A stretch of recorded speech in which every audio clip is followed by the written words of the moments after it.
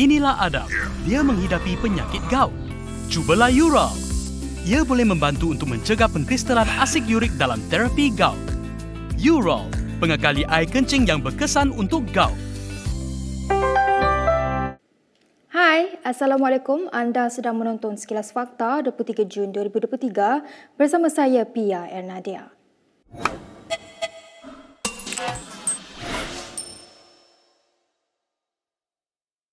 Mahkamah Sivil memerintahkan Zuraida Kamarudin membayar 10 juta ringgit kepada PKR kerana keluar daripada parti itu selepas menang kerusi Parlimen Ampang pada PRU14. Mahkamah Tinggi di Kuala Lumpur pagi ini membenarkan tuntutan Mahkamah Bond 10 juta ringgit daripada PKR terhadap bekas menteri itu. Peguam parti itu Navpreet Singh mengesahkan keputusan yang disampaikan oleh Hakim Mahkamah Sivil Akhtar Tahir semasa prosiding dalam talian. Hakim Akhtar Tahir memutuskan demikian atas alasan bond yang ditandatangani bekas Menteri Perumahan dan Kerajaan Tempatan adalah satu kontrak yang mengikatnya. Menurut saman yang difalkan pada 28 September 2020, PKR mendakwa Zuraida telah menandatangani suatu bond pada 25 April 2018 yang mengikat dirinya untuk membayar parti sejumlah 10 juta ringgit berdasarkan terma dan syarat bond tersebut. Jumlah tersebut adalah nilai pampasan yang perlu dibayar oleh mereka yang bertindak keluar parti atas penggunaan nama, logo dan benda serta perkhidmatan dan sokongan yang diberikan oleh PKR sewaktu bertanding.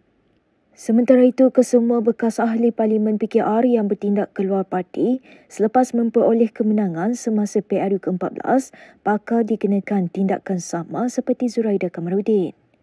Menerusi satu kenyataan, Setiausaha Agungnya Saifuddin Nasution Ismail berkata, PKR memulakan tindakan dengan bekas ahli Parlimen Ampang tersebut dan akan meneruskan kepada pemimpin-pemimpin lain yang bertindak keluar daripada parti itu. Adun Sungai Pelik Ronnie Liu telah memutuskan untuk keluar daripada DAP selepas 41 tahun bersama parti itu. Hal ini kerana Liu tidak mahu terlibat dalam politik kepartian lagi. Bercakap kepada Malaysia Kini, bagaimanapun Liu berkata, dia akan kekal sebagai penyokong Pakatan Harapan dan Perdana Menteri Anwar Ibrahim. Liu semalam telah menyiarkan di Facebook kandungan surat yang ditujukan kepada Setiausaha Agung DAP Anthony Loke yang mengumumkan hasratnya untuk meninggalkan parti itu. Dalam surat itu, Liu berkata, banyak perkara telah berlaku sepanjang 41 tahun dia bersama parti itu. Liu mengesahkan kepada Malaysia Kini bahawa surat itu akan dihantar kepada Loke hari ini. Liu sebelum ini dipilih sebagai salah seorang ahli jawatan kuasa eksekutif pusat CEC-DAP pada awal 2022 dan dijangka berkhidmat sehingga 2025. Bagaimanapun, Liu dikatakan seringkali tidak sependapat dengan beberapa ahli parti lain, malah telah diberikan beberapa surat tunjuk sebab oleh DAP pada 2019. Baik, kita ke perkembangan berikutnya. Najib Abdul Razak menarik balik rayuannya untuk mendapatkan maklumat bank keluarga bekas Gubernur Bank Negara Zeti Akhtar Aziz. Peguam utama pasukan Najib Muhammad Syafiee Abdullah memaklumkan perkara itu kepada Mahkamah Persekutuan hari ini. Bekas Perdana Menteri yang sedang dipenjara sebelum ini memohon dokumen itu bagi menguatkan pembelaannya dalam kes rasuah 2.28 bilion ringgit melibatkan dana 1MDB. Syafiee memberitahu perkara itu kepada panel 3 hakim yang diketuai oleh Presiden Mahkamah Rayuan Abang Iskandar Abang Hashim. Hakim-hakim lain ialah Hakim Besar Malaya Muhammad Zabidin Muhammad Diah dan Hakim Mahkamah Persekutuan Zabariah Muhammad Yusof. Timbalan Pendakwa Raya tidak membantah permohonan itu. Mahkamah Persekutuan kemudian menolak rayuan tersebut. Najib sebelum ini merayu keputusan Mahkamah Tinggi Kuala Lumpur pada 12 Julai tahun lalu yang menolak permintaannya untuk mendapatkan dokumen itu. Semasa perbicaraan, Syafiee membangkitkan kemungkinan pengawasan Bank Negara berhubung aliran dana ke akaun Bank Najib mungkin dikompromi oleh keluarga Zeti yang didakwa menerima bayaran daripada ahli perniagaan dalam beruan Johor. Dengan kehangatan PRN semakin hampir, Malaysia kini menerbitkan satu halaman khas untuk pembaca mensimulasikan keputusan PRN akan datang berdasarkan keputusan PRU15 yang lalu. Projek ini dihasilkan oleh rakan sekerja kami yang menghabiskan tenaga dan masa bagi menghasilkan yang terbaik untuk anda. Boleh scan QR Code yang tertera untuk menderma bagi menyokong lebih banyak kerja seperti ini. Sebelum itu, mari kita lihat simulasi di halaman khas ini bagaimana ia berfungsi. Produk baru dari Kini News Lab, sampai mana gelombang hijau di pilihan raya negeri. Simulasi kalkulator ini berdasarkan keputusan pilihan raya umum ke-15. Ia membolehkan anda meramal keputusan 5 negeri berdasarkan peratusan keluar mengundi dan perubahan pilihan pengundi. Sebagai contoh, jika anda fikir hanya 70% pengundi yang menyokong Pakatan Harapan dalam PRU15 akan keluar mengundi dalam pilihan raya negeri, sementara 80% pengundi PN akan kembali. Sebagai tambahan, 30% pengundi yang mengundi BN kini akan mengundi PN. Kalkulator akan mengira jumlah kerusi yang kemungkinan akan dimenangi oleh setiap gabungan di 5 negeri. Sebagai contoh, di Selangor, PN berkemungkinan besar menang 11 kerusi dengan pertambahan 6 kerusi. Klik sini dan kamu akan lihat kerusi mana yang mungkin dimenangi oleh setiap pihak. Angka dengan simbol tambah adalah kerusi yang baru dimenangi. Berita seterusnya, tindakan Perdana Menteri Anwar Ibrahim menjelajah ke 6 negeri yang menghadapi PRN memberi isyarat jelas kerajaan perpaduan takut berdepan tsunami PN. Naib Presiden PAS Muhammad Ammar Nik Abdullah berkata, kemenangan PN di 6 buah negeri itu bakal mengubah landscape politik negara. Tadi pun saya duk cakap dengan Tasri. Tasri pun sebut kalau kita boleh menang, 6 negeri ini dia merupakan satu referendum. Suara rakyat.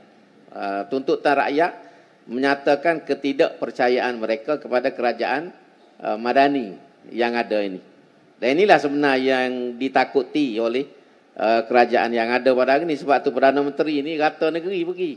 Kedah hari ini Kedah, besok Kelantan, lusa Terengganu, pergi ke Penang apa semua sampai menari dengan budak-budak. Jadi semua ini adalah petanda kebimbangan dan ketakutan dia dengan perkembangan yang berlaku.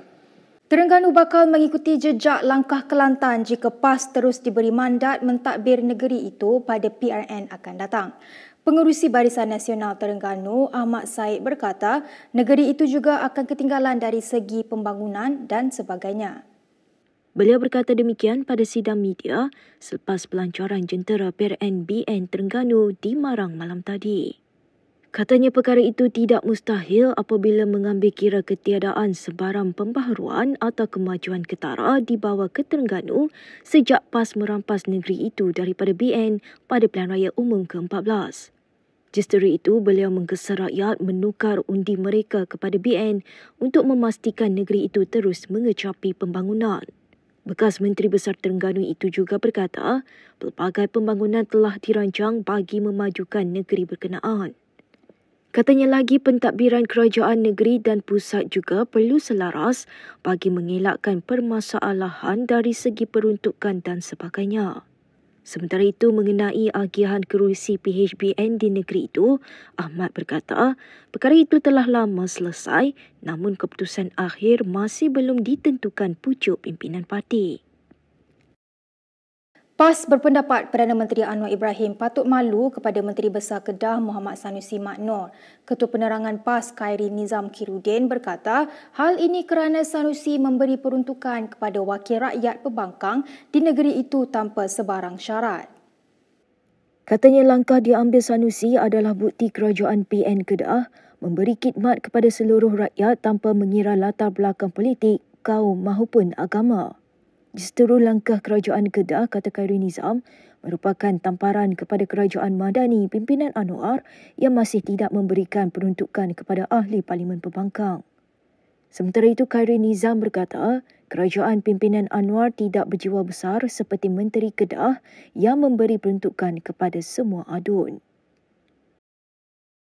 Dalam perkembangan lain, adun kubu Gajah Khalil Yahaya memohon maaf selepas laman Facebooknya berkongsi dakwaan bahawa ahli Parlimen Seputih Teresa Kok dilantik sebagai pengerusi Felda. Ini susulan khidmat Idris Jusoh sebagai pengerusi Felda tamat lebih awal iaitu pada 30 Jun ini berbanding tarikh sepatutnya iaitu Mei tahun depan. Menerusi hantaran di Facebook Khalil, permohonan itu dibuat secara terbuka dan berkata pentadbir Facebooknya yang berkongsi poster itu. Terdahulu satu poster yang mengucapkan tahniah kepada Kok atas pelantikannya ke jawatan itu disebarkan di media sosial. Menerusi satu hantaran, Felda kemudian menafikan pelantikan itu dengan berkata tiada sebarang pengumuman rasmi berkenaan pengerusi baru Felda setakat ini. Laman Facebook Khalil turut mengongsikan poster tersebut, bagaimanapun hantaran itu didapati telah dipadam susulan penafian Felda. Sementara itu, menerusi satu hantaran di Facebook, Teresa meminta Khalil mengakui kesilapan beliau dan tidak seharusnya meletakkan kesalahan terhadap pentadbir Facebooknya. Menurut Teresa, sebagai wakil rakyat PAS, beliau sepatutnya berhati-hati sebelum memaknai maklumat di media sosial. Berikut beberapa lagi ringkasan berita untuk hari ini.